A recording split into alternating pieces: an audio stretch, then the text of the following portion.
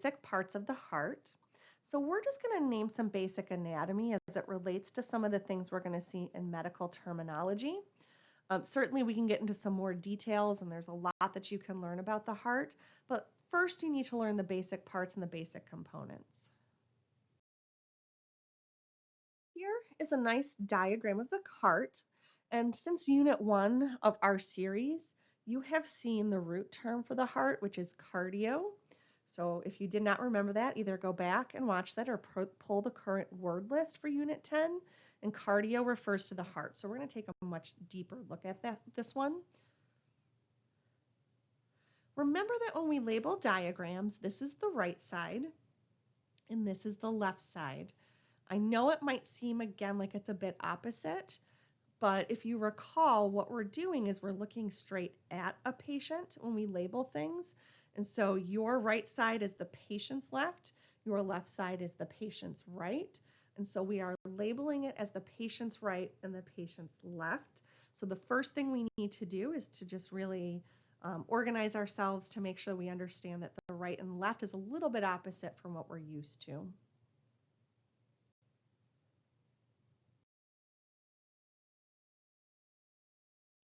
All right, we've added a new root term here, and the root term is atrio. And if we put it together with the proper suffix, it would be atrium, um, as the ending, okay, which is singular. And that refers to the upper chambers of the heart. So the upper chambers of the heart are the atrium, okay? And the one that is highlighted here happens to be the right atrium.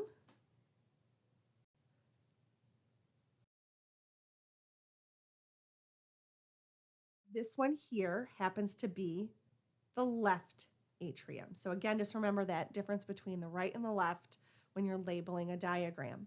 But the atrium refer to the upper chambers of the heart.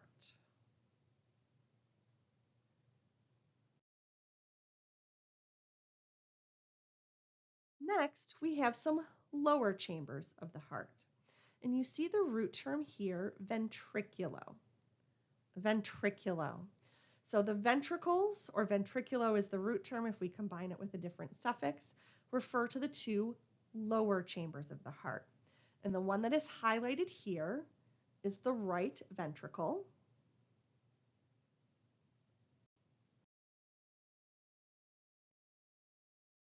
This one is the left ventricle. So we have talked about 4 chambers of the heart. Remember, we have the 2 at the top, which are the atrium, the right and the left, the 2 at the bottom, which are the ventricles, the right and the left. So the 4 basic chambers of the heart.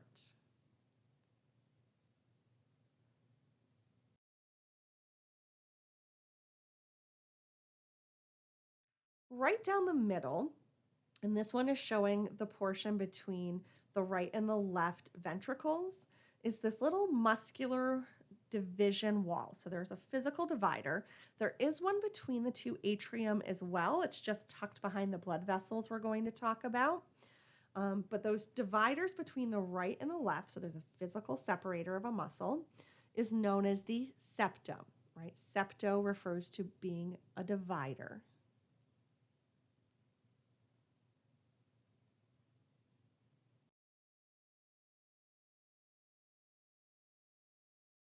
All right, we do have some valves inside of the heart. And if you weren't sure what a valve was, we've already taken a look at one, so just review our previous lecture when we took a look at veins, but we also find some valves inside the heart. So this one between the right atrium and the right ventricle here on the right side of the heart is referred to as the tricuspid valve. The tricuspid valve.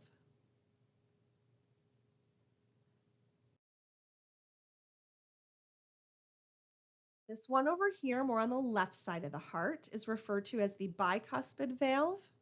Bicuspid, and we'll break some of those down later. It is often called the mitral valve, so you really should memorize both potential terms for this as the bicuspid or the mitral valve of the heart on this left-hand side, so between the left atrium and the left ventricles.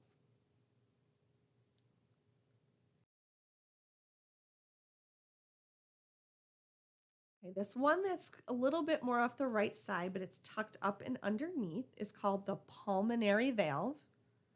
The pulmonary valve.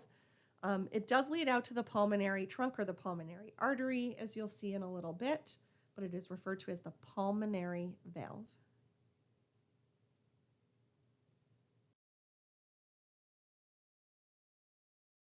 And this last one, this fourth one, off the left ventricle is referred to as the aortic valve. The aortic valve. It is the opening to the aorta, which is the largest artery of the body, and we'll see that in just a moment. I do just want to review that if you didn't watch the previous video, what the function of a valve was. And so these valves really help to move blood in the proper direction. We want it to go in a direction that helps us to pick up oxygen and drop that oxygen off circulating on the blood cells throughout the body, and not to flow backwards through the heart. That is actually problematic for us. We want the oxygen to get out to our tissues and not to flow backwards in the opposite direction. So valves are really there to help the blood to flow in the proper direction.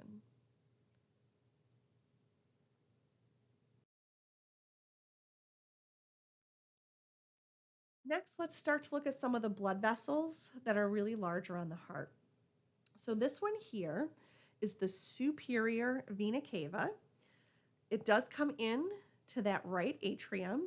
And if you remember from a previous content, right, go back to our directional terms lecture if you need to and rewatch that video.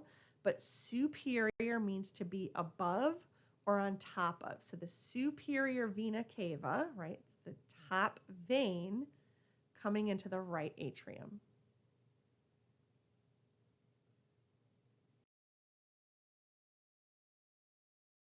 There is, in fact, an inferior vena cava, and so it is a vein. It does also come into the right atrium. I know that's tough to see from this particular direction, but it would come up the back and into the right atrium. But the inferior vena cava approaches from the bottom because the term inferior, according to directional terms, means to be below or under.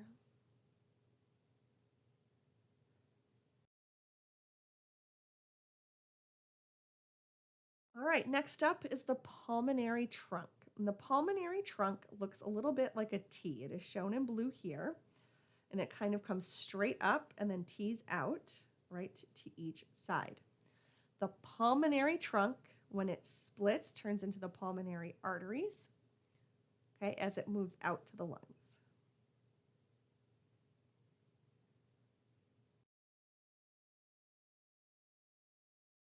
We also have 4 pulmonary veins. They are shown here in red, which is not traditional. However, there are 4 of them. They do all lead actually into the left atrium of the heart. I know those 2 on the right are a little bit deceiving, but they actually go behind the entire back side of the heart and empty out into that left atrium. And those are the pulmonary veins.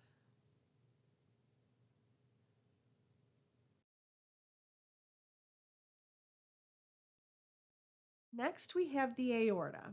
And the aorta is the largest artery of the body. It is this big looped structure. It does go down behind the heart. And in fact, it goes down into the abdomen. And it's got those 3 little branches off the top. Okay. That is the aorta, the largest artery of the body.